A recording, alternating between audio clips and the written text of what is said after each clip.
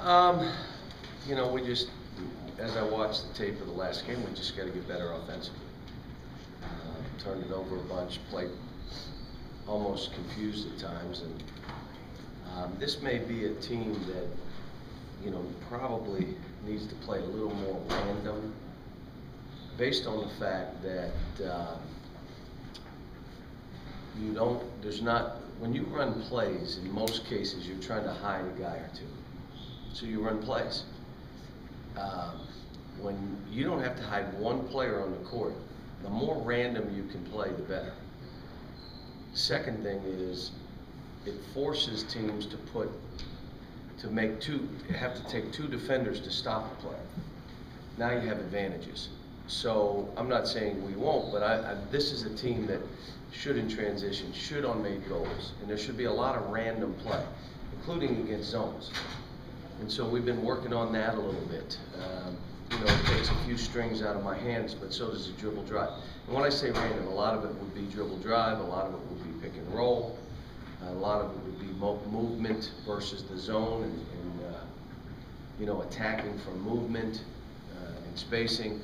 It takes a lot more teaching in practice, but it's something that I think maybe this team should be doing a little bit more of. When you say random, you mean just kind of playing free and with feel for each other? Dribble drive is random. What happened with the dribble drive is, prior to that, when I coached, I had 10 strings in my hand that I had to hold. It went down to about 6. So now I had 6 strings, and a lot of it was in their hands. But you're coaching them, they understand what you're trying to do, when you're trying to post it.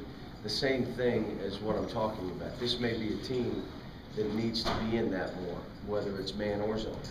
Does that put more responsibility on Marcus to know when to play random and when, okay, now we got to set it up? And that's why we have to scrimmage a little bit more, and I've got to get him, but not just him. I mean, it's every player needs to know, in a dead ball situation, you're not playing random.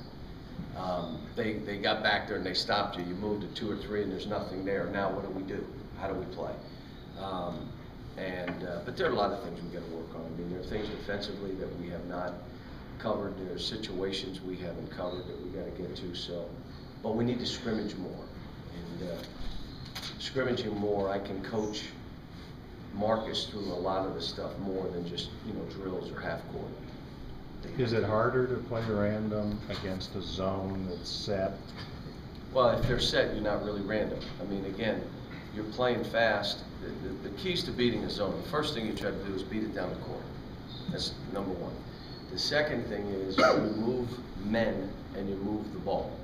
So you can't just move the ball without moving men. You got to move men, which distorts the zone, and then you got to move the ball. Third thing is you got to get it in the lane or on a drive or a post, mid post, low post, high post. You do that easier randomly than you do off a set. So if you can beat it up the court, you can get them out of whack, and you can move that ball and move bodies and post it. Do that quickly.